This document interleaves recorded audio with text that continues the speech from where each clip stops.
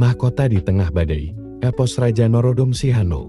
Di sebuah pagi yang teduh di Phnom Penh, pada bulan Oktober tahun 1922, lahirlah seorang bayi laki-laki dari rahim Putri Sisowat, Kosamak, dan Norodom Suramarit.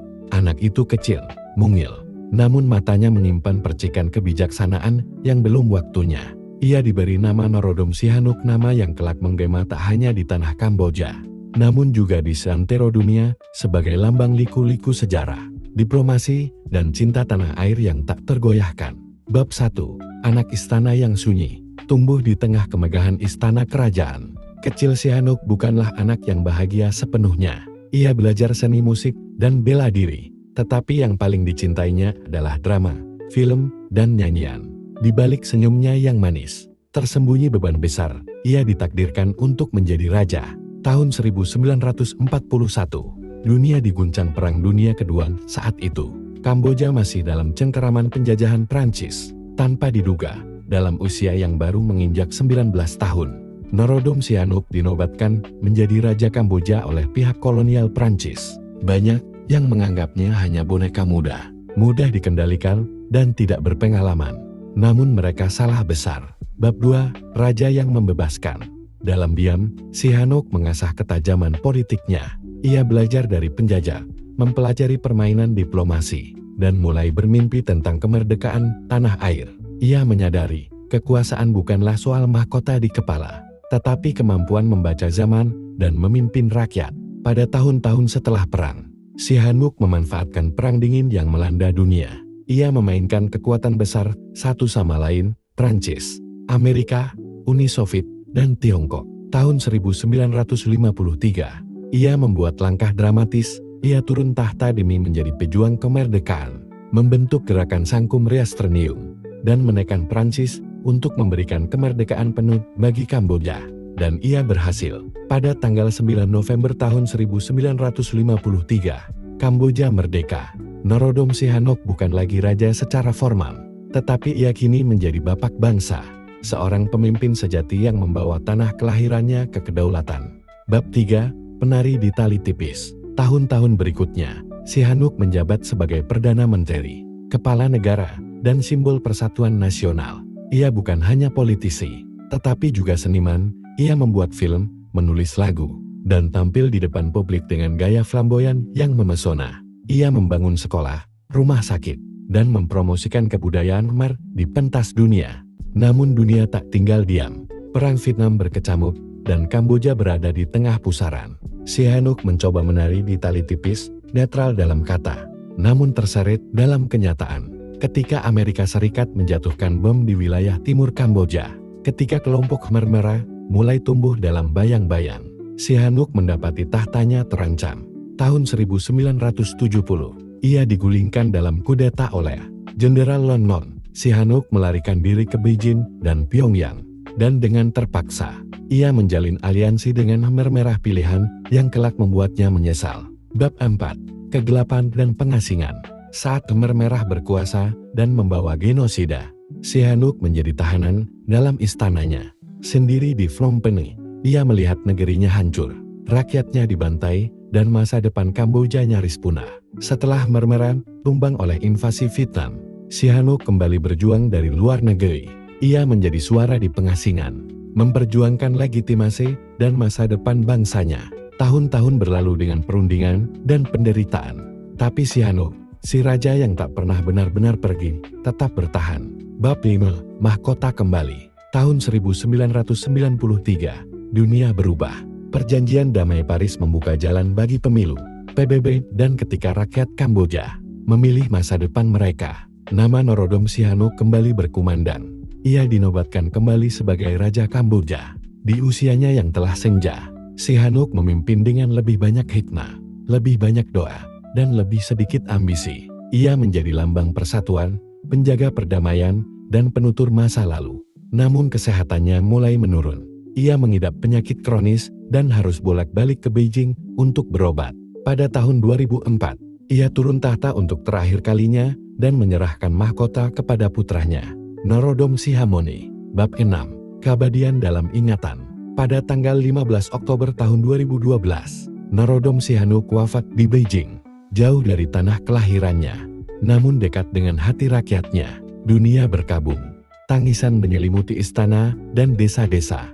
Ia dikenang bukan hanya sebagai raja, tetapi juga seniman, pemimpin, pejuang kemerdekaan, dan tokoh yang selalu kembali, meski dijatuhkan berkali-kali. Epilog, warisan seorang raja.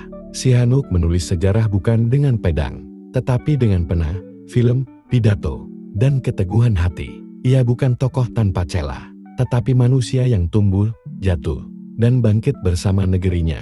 Ia adalah raja yang 2 kali naik tahta, berkali-kali diasingkan, namun tak pernah kehilangan cinta rakyatnya. Namanya tetap abadi di Angkor, di istana kerajaan, dan di hati generasi Kamboja yang mengerti. Tanpa Sihanouk, Kamboja tak akan menjadi seperti hari ini. Bab 7, Cahaya dan Bayangan Beijing. Di tengah kabut musim gugur Beijing, seorang lelaki tua duduk di balkon kediamannya. Matanya menerawang ke langit, melihat awan-awan tipis melayang seperti mimpi-mimpinya yang dulu. Di tangannya, secangkir teh melati bergetar sedikit oleh dinginnya angin. Ia, Norodom Sihanouk, kini bukan lagi pemegang kekuasaan, tetapi seorang penjaga ingatan. Berapa banyak hidup yang kulewati, gumamnya lirih. Istrinya yang setia, Monineate, mendekat perlahan. Hidupmu lebih dari seorang raja, Sambetsi. Engkau adalah sejarah yang berjalan. Ia tersenyum lemah, lalu memandang lukisan wajah ibunya, Ratu Kosaman, yang tergantung di dinding. Bayangan masa kecil datang menyelinap. Snumpene, tahun 1935. Anak lelaki itu berdiri terpaku di tengah aula istana. Ia mendengar ayahnya berbicara dengan perwira Prancis. Anak ini, suatu hari akan menjadi raja, kata ayahnya. Tapi Sihanouk kecil hanya memikirkan satu hal. Mengapa aku tak bisa bermain seperti anak lain? Waktu berlalu. Sihanouk mengingat masa ia mendeklarasikan kemerdekaan.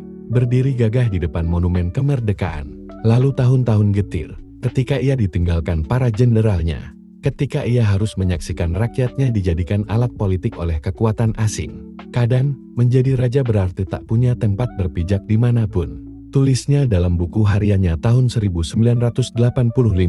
Tapi aku tak akan berhenti berdiri untuk tanah kelahiranku, walau hanya bayangan yang tersisa. Bab 8, Simfoni Sihanouk. Di akhir hidupnya, Norodom Sihanouk kembali pada cinta awalnya musik, film, dan puisi. Di Beijing, ia menciptakan komposisi lagu tentang kerinduan, tentang bunga lotus di tepi Tonle Sap, tentang mata seorang anak Kamboja yang memandangi bendera berkibar.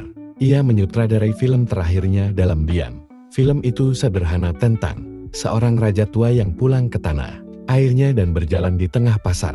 Tak dikenal siapapun, tapi dalam film itu tak ada kemarahan, hanya senyuman damai. Film itu tak pernah tayang di bioskop, tapi dalam istananya di Beijing, ia memutar film itu setiap malam. Dan pada malam sebelum kepergiannya, ia menulis surat terakhir. Untuk tanah yang kucintai, aku telah mengkhianatimu kadang-kadang dengan keputusan yang buruk, tapi aku selalu mencintaimu. Aku lahir darimu, dan aku ingin mati dalam pelukanmu. Bab 9, Arak Ape dan Mahkota Bunga. Jenazahnya diterbangkan pulang ke Phnom Penh, jalanan penuh bunga dan air mata. Para biksu berdiri berjajar, suara lonceng membelah keheningan. Ribuan rakyat berdiri, menunduk, mengingat lelaki yang telah menjadi simbol zaman. Putranya, Raja Norodom Sihamoni, memimpin upacara dengan kesunyian yang anggun. Ayahku, bukan hanya seorang raja, ia adalah jiwa dari Kamboja modern. Ia adalah jembatan dari kekaisaran kuno menuju dunia baru. Ia gagal dan bangkit, jatuh dan mencipta kembali negaranya. Dan hari ini, kita membebaskannya untuk kembali ke surga para leluhur. Mahkota bunga diletakkan di atas peti jenazahnya. Dan ketika api kremasi menjilat langit, langit Kamboja menjadi ungu temaram. Sebuah zaman pun berakhir. Penutup, legenda seorang pemimpi. Norodom Sihanouk dikenang sebagai pemimpin kemerdekaan, mengantar Kamboja keluar dari kolonialisme Prancis. Arsitek politik netralitas, memainkan diplomasi antara blok barat dan timur saat Perang Dingin. Seniman nasional, menulis lagu, menyutradarai puluhan film, memajukan kebudayaan Khmer, korban dan pemulih bangsa melalui pengasingan, aliansi yang sulit, hingga perjanjian damai Paris. Raja Dua Zaman menjadi Raja Muda tahun 1941 dan kembali sebagai Raja Tua tahun 1993. Pahlawan yang lembut tidak menaklukkan musuh dengan kekerasan, tapi dengan seni, diplomasi, dan hati rakyat. Akhir dari epos ini bukanlah kematian, melainkan kelahiran ingatan baru.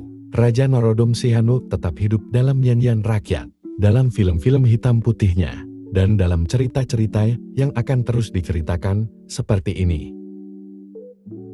Senjata bisa menaklukkan tubuh, tapi seni dan cinta menaklukkan hati. Saya telah diasingkan, dijatuhkan, bahkan dilupakan, namun saya selalu kembali karena Kamboja adalah rumah jiwa saya. Dalam politik, terkadang kita harus memilih antara dua keburukan demi menyelamatkan yang lebih besar. Saya bukan raja karena mahkota di kepala saya, tapi karena cinta saya kepada rakyat dan tanah air. Seorang raja harus tahu kapan ia turun tahta untuk melayani dan kapan ia berdiri kembali untuk menjaga. Saya lebih memilih membuat film daripada memulai perang. Kamboja bukan milik para jenderal atau para asing. Kamboja adalah milik anak-anaknya yang ingin hidup damai.